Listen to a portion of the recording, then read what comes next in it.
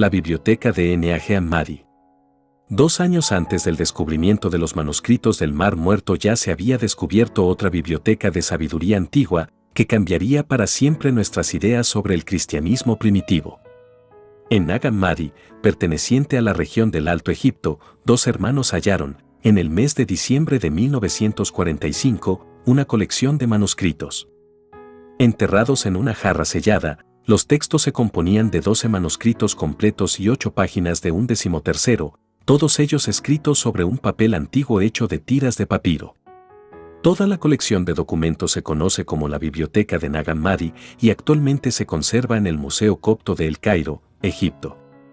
La Biblioteca de Nag Hammadi pasó por un sinfín de manos antes de que sus volúmenes fueran reconocidos, autentificados e introducidos en los registros del museo el día 4 de octubre de 1946. Aunque algunos manuscritos fueron destruidos al ser utilizados como combustibles para los hornos de la región, los que han sobrevivido lo han hecho en un sorprendente estado de conservación y nos ofrecen revelaciones nuevas, y en algunos casos, inesperadas sobre las tradiciones de los antiguos gnósticos y los primeros cristianos. La biblioteca de Nag Hammadi, que data del siglo IV, se inicia aproximadamente cuando los manuscritos del Mar Muerto quedan relegados. Nunca antes habíamos visto semejante continuidad en las enseñanzas espirituales y religiosas del cristianismo primitivo, que incluyera su visión de nuestro tiempo mediante la profecía del futuro. Las tradiciones gnósticas se originaron en una época en que las primeras doctrinas cristianas estaban siendo remodeladas e iban a adoptar una nueva identidad. Los gnósticos se identificaban con las enseñanzas primordiales del cristianismo en su forma original y eligieron separarse, en lugar de seguir la corriente de cambio que la tradición cristiana estaba llevando a cabo desde su base original de creencia. Cuando el Imperio Romano se convirtió al cristianismo convencional, los gnósticos fueron los primeros relegados a la categoría de secta radical y al final fueron totalmente excluidos del cristianismo. Libros como el Evangelio de María, el Apocalipsis de Pablo, el Apocalipsis de Santiago y el Apocalipsis de Adán, así como el libro de Melquisedec han llegado a nuestros días como un testamento de la sabiduría gnóstica de enseñanzas poco comunes conservadas para generaciones futuras. El Apocalipsis de Adán. Puesto que el gnosticismo reconocía haberse originado dentro de las tradiciones del cristianismo primitivo, muchos de los textos gnósticos tienen sus homólogos en las historias, los mitos y las parábolas de los primeros textos cristianos. Cabe destacar entre los documentos de Nag Hammadi este extraño texto del Apocalipsis de Adán. Este libro, recopilación de enseñanzas de inspiración y transmisión divina, es el relato del Adán que encontramos en el Génesis. Lo que hace único al Apocalipsis de Adán es su aparente ausencia de cualquier relación con otro material anterior. Según parece, este texto en particular ya estaba completo y bien establecido como una forma temprana de gnosticismo mucho antes de la literatura cristiana.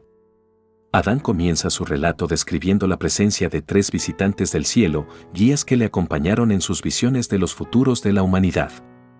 Poco antes de su muerte, le dictó sus revelaciones a su hijo, Set. Al igual que con las enseñanzas del profeta Enoc, que dictó los secretos de la creación a su hijo Matusalén, cuando ya tenía una edad avanzada, los textos empiezan con Adán que enseña a su hijo, a los 700 años. Tras un breve resumen de su vida con Eva, madre de Set, Adán comparte sus visiones de acontecimientos que todavía han de suceder. Ahora bien, Set, hijo mío, te voy a explicar las cosas que esos hombres que he visto ante mí me han revelado. Adán le habla del gran diluvio de Noé, que todavía había de llegar, con todos los detalles sobre su familia y el arca que le salvará la vida. Quizá la más significativa de las revelaciones de Adán sea la descripción de un Salvador al que él denomina el Luminar. Adán habla de una tierra constantemente azotada por las inundaciones y los incendios hasta que el Luminar aparezca por tercera vez. Tras su aparición, las grandes potencias del mundo cuestionarán con incredulidad su poder, autoridad y facultades. A través de una serie de 13 escenarios, Adán describe 13 reinos que identifican falsamente la procedencia del Luminar, con orígenes tan variados como 2 Luminars, un gran profeta, el león que está debajo. Es una generación futura, sin rey, la que identificará correctamente los orígenes del Luminar como alguien escogido por la divinidad de entre todos los tiempos, pasados y futuros, y lo traerá al presente. Dios le eligió a él entre todos los eones. generó el conocimiento del impoluto sobre la verdad que llegaría a habitar en él. Estos textos ofrecen claramente nuevas perspectivas y revelaciones renovadas sobre los detalles fragmentados que suelen quedar en las versiones autorizadas de nuestra antigua herencia. El trueno, mente perfecta. Quizá la más poderosa de las obras de Nag Hammadi sea un singular texto escrito por una mujer de la tradición gnóstica, titulado El trueno, mente perfecta. Según las palabras de uno de los traductores de los textos, George W. McRae, esta obra es prácticamente única y muy extraordinaria en la biblioteca de Nag Hammadi. El manuscrito está escrito en primera persona en forma de diálogo, donde la autora anónima proclama haber experimentado muchas de las dicotomías de la experiencia humana. Pues yo soy la primera y la última. Soy la respetada y la despreciada. Soy la ramera y la santa. Soy la esposa y la virgen. Soy la estéril y muchos son sus hijos. Mediante series de palabras que nos recuerdan la poesía encontrada en los manuscritos del Mar Muerto, ella nos recuerda que dentro de cada persona se hallan posibilidades para todo tipo de experiencias, desde la luz más brillante hasta la más negra oscuridad. Luego prosigue con un verso final en el que adviene a los lectores que recuerden que cuando los seres humanos vayan a su lugar de descanso, allí me encontrarán y vivirán, y jamás morirán. El Evangelio de Tomás. Uno de los textos más polémicos de Nag Hammadi es el documento conocido como el Evangelio de Tomás. Al menos una parte de este manuscrito se ha comprobado que fue traducido del griego al egipcio copto, el lenguaje que usaban los cristianos en los monasterios de Egipto a principios del primer milenio. El Evangelio de Tomás es una rara colección de dichos, parábolas, historias y citas directas de Jesús, que se creía que había sido recopilada por el hermano de Jesús, Dídimo Judas Tomás. Es el mismo Tomás que posteriormente fundaría las iglesias cristianas de Oriente. Partes de este evangelio son muy similares al manuscrito llamado Evangelio Q, un manuscrito fuente que se supone del siglo I. Los textos Q, así llamados por la inicial de la palabra alemana Quelle, que significa fuente, guión, son los que los autores del Nuevo Testamento utilizaron como referencia. Sin embargo, hay muchas partes del Evangelio de Tomás que no se encuentran en el Evangelio Q, lo que da a entender que es una fuente independiente que puede confirmar y validar otros textos que datan de la misma época. Las palabras del Evangelio de Tomás son algunas de las más místicas de los textos gnósticos. Al mismo tiempo, ante el rico contexto que proporcionaron los manuscritos del Mar Muerto, esas mismas palabras adoptan un nuevo significado y ofrecen una nueva comprensión.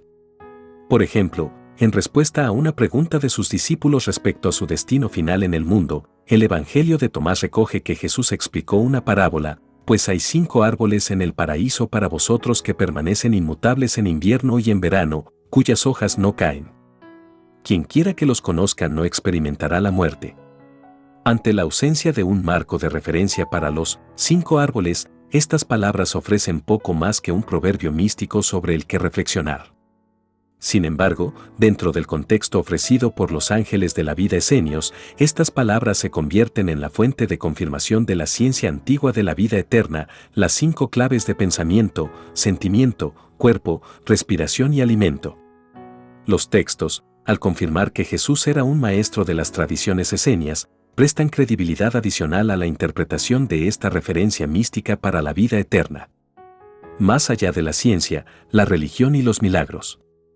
Los mismos textos que conservaban las profecías sugieren que es posible transmutar tales predicciones de cambios catastróficos, incluso las que parecen inminentes. Textos como los Evangelios esenios y la Biblioteca de Nag Hammadi describen una sabiduría que nos permite reunir nuestras visiones que afirman la vida en una voluntad colectiva para remodelar nuestro futuro. Al hacer esto, volvemos a definir las antiguas visiones que hablan de la elevación del nivel del mar, devastadores terremotos, llamaradas solares que ponen en peligro la vida y la amenaza de una guerra mundial. Por diferentes que en algunos aspectos nos puedan parecer los detalles de nuestra herencia perdida, hay temas comunes que conectan los textos con una significativa fuente de conocimiento para nuestros días. Mediante la sabiduría que antecede a la historia, se nos recuerda que las opciones personales de reafirmar la vida en el mundo de nuestros pensamientos, sentimientos y emociones se reflejan como tiempos de paz y de perdón en el mundo colectivo de nuestras familias y comunidades. Del mismo modo, las elecciones que nieguen el regalo de la vida en nuestros cuerpos se reflejan como desasosiego, opresión y guerra en nuestras ciudades, gobiernos y naciones. Una vez más se nos invita a recordar que el mundo interior y el exterior son un reflejo el uno del otro. La simplicidad que encierra este único recuerdo es la que hace que los milagros, como la sanación que he explicado al principio de este capítulo, sean un hecho y no una probabilidad. Quizá de los elementos que se perdieron en las revisiones y recortes del Concilio de Nicea en el siglo IV, las ciencias de la profecía y de la oración sean los que más poderes pueden conferimos. Consideradas por muchos como las más antiguas de todas las ciencias, estas tecnologías internas representan nuestra oportunidad para primero identificar las futuras consecuencias de nuestras decisiones actuales y luego escoger nuestro futuro con seguridad y confianza. Aquí leo lo que siempre ha sido, lo que era ahora y lo que podría llegar a pasar. El Evangelio Esenio de la Paz.